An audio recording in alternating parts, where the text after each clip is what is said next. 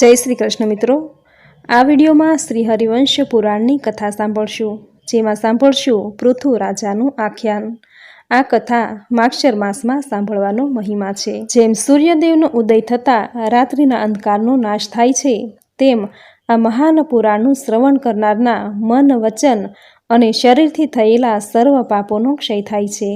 આ પુરાણ શ્રવણ કરવાથી 18 પુરાણનું શ્રવણ કરવાથી જે પુણ્ય મળે છે, એ જ ફળ માત્ર એક હરિવંશ પુરાણના શ્રવણ કરવાથી પ્રાપ્ત થાય છે। તો મિત્રો, આ વિડીયોમાં પૃથુ રાજાનું આખ્યાન સાંભળશું। જો આપને આ કથા પસંદ આવે તો વિડીયોને લાઇક, શેર, કોમેન્ટ કરી ચેનલ પર નવા છો તો ચેનલ સબસ્ક્રાઈબ કરી બાજુમાં બેલ આઇકન પ્રેસ કરી દેજો। ધન્યવાદ। તો કથા શરૂ કરીએ।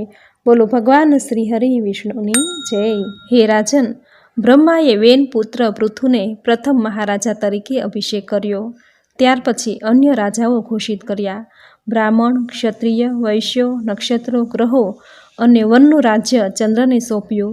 જળના રાજા તરીકે વરુણદેવ, રાજાઓના રાજા થયા કુબેર, વિશ્વદેવોના રાજા બૃહસ્પતિને, ભૃગુવંશીઓના રાજા શુક્રાચાર્યને, આદિત્યોના રાજા તરીકે વિષ્ણુનો, મરુતોના રાજા ઇન્દ્રનો તથા દક્ષને પ્રજાપતિઓના રાજા તરીકે અભિષેક કર્યો। પરાક્રમી પ્રહલાદને દૈત્ય અને દાનવોના રાજા તથા સમુદ્રોને નદીઓના રાજા બનાવ્યા। ચિત્રરથને ગાંધર્વોના રાજા બનાવ્યા। વાસુકીને નાગોનો તથા તક્ષકને સર્પોના રાજા બનાવ્યા। ત્યારબાદ બ્રહ્માએ દિગ્પાલોની સ્થાપના કરી। શ્રુધન્વાને દિગ્પાલ તરીકે, મહાત્મા કેતુમાનને પશ્ચિમ દિશાના દિગ્પાલ તરીકે, હિરણ્યરોમાને ઉત્તર દિશાના દિગ્પાલ તરીકે આ દિગ્પાલો આજે પણ પોતાની ફરજોનું પાલન કરી રહ્યા છે। આ સઘળા રાજાઓએ રાજાના રાજા તરીકે પૃથુનો રાજ્યાભિષેક કર્યો। ત્યાર પછી ચાક્ષુષ મનુનો મન્વંતર કાળ પૂરો થતાં બ્રહ્માએ વૈવત્સ મનુને રાજ્ય ચલાવવાનો આદેશ આપ્યો હતો। જન્મેજય બોલ્યા, હે ઋષિ શ્રેષ્ઠ, આપ પૃથુ રાજાના જન્મનું વર્ણન કરો। આ મહાત્માએ આ પૃથ્વીને કઈ રીતે દોહી હતી? વંશપાયન બોલ્યા, હે રાજન, હું તમને વેન પુત્ર પૃથુનું ચરિત્ર કહી રહ્યો છું, તે ધ્યાનથી સાંભળો। હે રાજન, જે મનુષ્ય હલકા મનવાળો અપવિત્ર હોય તેની પાસે આ ચરિત્ર કહેવું નહીં। આ ચરિત્ર સ્વર્ગ, યશ, આયુ આપનારું છે, આથી ઋષિઓએ તેને ગુપ્ત રાખવાનું કહ્યું છે। આ ચરિત્ર સાંભળવાથી દરેક પ્રકારના પાપોનો નાશ થાય છે અને સર્વે યજ્ઞોનું ફળ પ્રાપ્ત થાય છે। હે રાજન, પ્રાચીન કાળની વાત છે। અગ્નિના વંશમાં અંગ નામે એક રાજા થઈ ગયો। તે અત્રિ ઋષિ જેવો જ સામથર્યવાન અને મહાન હતો। તેનો પુત્ર વેન હતો, પણ તે ધર્મને ઓળખતો જ ન હતો। વેન રાજા મૃત્યુની પુત્રી સુનીતાથી જન્મ્યો હતો।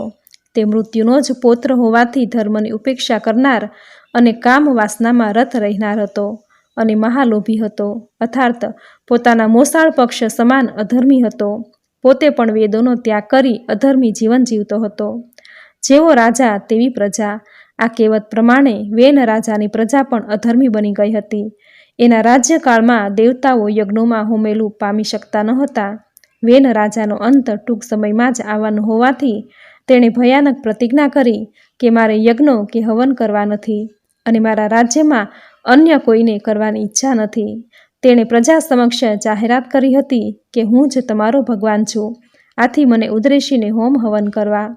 આ રીતે વેન રાજાએ વેદ ધર્મની મર્યાદાને તોડીને અવયોગ્ય રીતે કર વગેરે લેવા માંડ્યા, લોકો પર જુલમ કરવા માંડ્યા।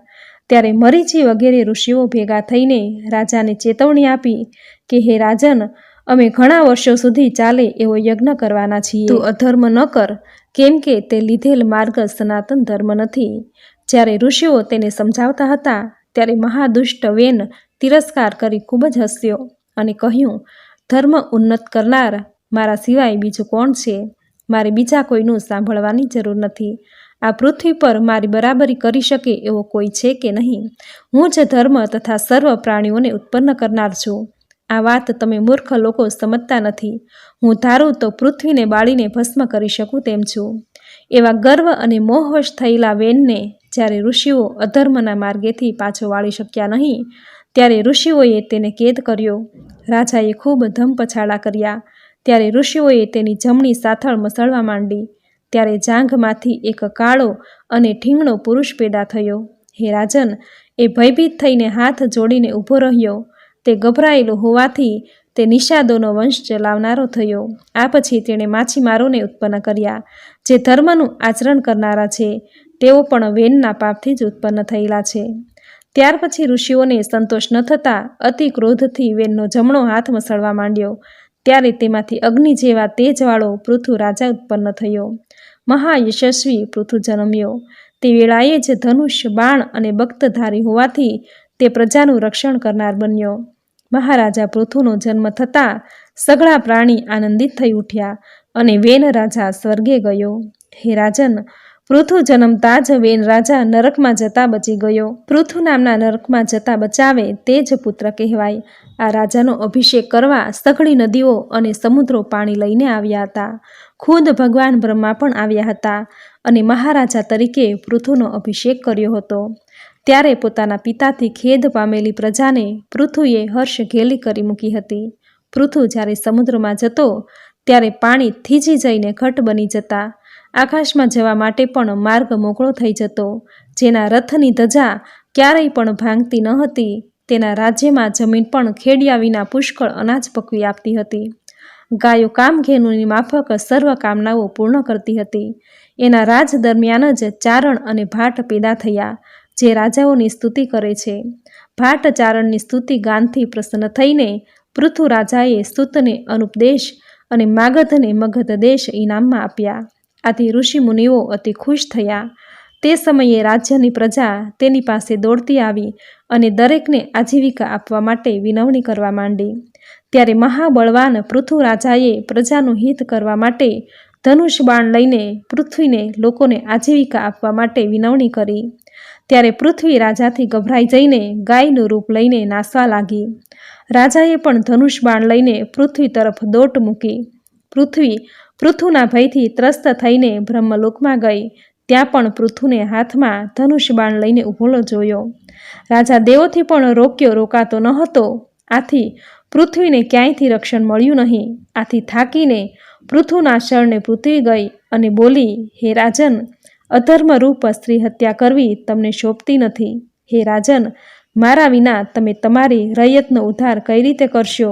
હું જ જગતને ધારણ કરનારી છું. મારો નાશ કરવાથી જગતની સઘળી પ્રજાનો નાશ થઈ જશે.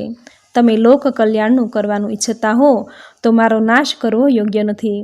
આમ પૃથ્વીએ રાજાને વચનો કહ્યા. ત્યારે રાજા પૃથુ શાંત થયો અને કહ્યું કે હે પૃથ્વી, જે મનુષ્ય આ સંસારમાં પોતાના એકલા માટે યા તો બીજા કોઈ એકને માટે ઘણા જીવોને મારે તો તેને પાપ લાગે છે, પણ એકને મારતા ઘણા જીવો સુખી થતા હોય તો તેને પાપ લાગતું નથી.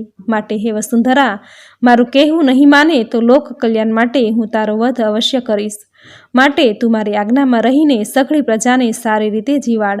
કેમ કે સર્વનું ભરણ પોષણ કરવાને તું શક્તિમાન છે, માટે તું મારી પુત્રી બની જા. ત્યારે પૃથ્વી બોલી, તમે જેમ કહેશો તેમ કરીશ, તે નક્કી માનજો. માટે મેં કાર્ય સિદ્ધ કરવાનો ઉપાય શોધ્યો છે, જેથી પ્રજાનું તમે ભરણ પોષણ કરી શકો. તે માટેની યુક્તિ પણ હું બતાવું છું. આપ મારા માટે એક વાછરડો શોધી લાવો, જેથી હું વાત્સલ્યથી દૂધ ઝરી શકું. અને હે રાજન, મને એક સરખી સપાટ બનાવો, જેથી મારાથી જરાતું દૂધ સર્વત્ર પહોંચી શકે. વંશપાયન બોલ્યા, હે રાજન, ત્યાર પછી પૃથુ રાજાએ પર્વતોને તોડીને પૃથ્વી સપાટ બનાવી નાખી. પાછળથી ઘણા મન્વંતરો વીતી ગયા. પછી પૃથ્વી ફરી ખાડા ટેકરાવાળી બની ગઈ. ચાક્ષુષ મન્વંતરમાં પૃથ્વી પર અનાજ થતું નહીં, રસહીન થઈ ગઈ હતી. ખેતી યા વેપારના માર્ગો ન હતા. પૃથુ રાજાથી પૃથ્વી પર અનાજ થતું શરૂ થયું છે. જ્યારે પૃથ્વી સપાટ થઈ ત્યાં પ્રજાએ વસવાટ કરવાનું શરૂ કરી દીધું. પહેલાં પ્રજાનો આહાર કંદમૂળ જ હતો. મહાસમર્થ પૃથુ રાજાએ સ્વયંભૂ મનુને વાછરડા રૂપે કલ્પીને પૃથ્વી રૂપી ગાયને પ્રેમાળ બનાવવા પોતાના હાથેથી પૃથ્વીને દોહીને તમામ જાતના ધાન્યોને દૂધ રૂપે દોહી નાખ્યા. ત્યારથી માંડીને આજ સુધી એ અનાજના આધારે પ્રજાઓ કાયમી રીતે પોતાની આજીવિકા મેળવીને ટકી રહી છે. ત્યાર પછી ઇન્દ્રને વાછરડો બનાવીને દેવોએ પણ પૃથ્વીને દોહી હતી, જેનાથી દેવતાઓએ યજ્ઞ હવિષ દૂધ રૂપે મેળવીને પોતાની આજીવિકા ચલાવવા કામમાં લીધું હતું.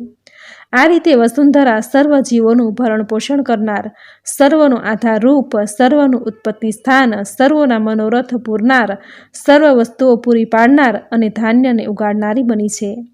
ત્યાર પછી પૃથુ રાજાએ પૃથ્વીનો સ્વીકાર કર્યો હતો અને પૃથ્વી તેમની પુત્રી તરીકે રહી હતી. તેથી તે પૃથુની દીકરી પૃથ્વી દેવી કહેવાય છે. હે રાજન, આથી વિશેષ હું તમને કહું છું કે પ્રત્યેક કલ્પમાં થનાર જે મનુષ્ય આ પૃથુ ચરિત્રનું આદિથી અંત સુધી શ્રવણ કરે છે તે પુત્ર પૌત્રવાળો થઈને દીર્ઘકાળ સુધી પૃથ્વીના પટમાં આનંદ કરે છે. બોલો ભગવાન શ્રી હરિ વિષ્ણુની જય. તો મિત્રો, ખૂબ જ સુંદર શબ્દોમાં પૃથુ રાજાનું આખ્યાન આપણે સાંભળ્યું. જે સાંભળવું તમને જરૂર ગમ્યું હશે તો વિડીયોને લાઇક કરી કોમેન્ટમાં જય શ્રી હરિ વિષ્ણુ જરૂર લખજો. ચેનલ પર નવા છો તો ચેનલ સબસ્ક્રાઈબ કરી બાજુમાં બેલ આઇકન પ્રેસ કરી દેજો, જેથી આપણા દરેક નવા વિડીયોની નોટિફિકેશન આપને મળતી રહે. તો ફરી મળીશું આવી જ નવી ધાર્મિક માહિતી, નવી ધાર્મિક કથા સાથે. ત્યાં સુધી આપ સૌને મારા જય શ્રી કૃષ્ણ.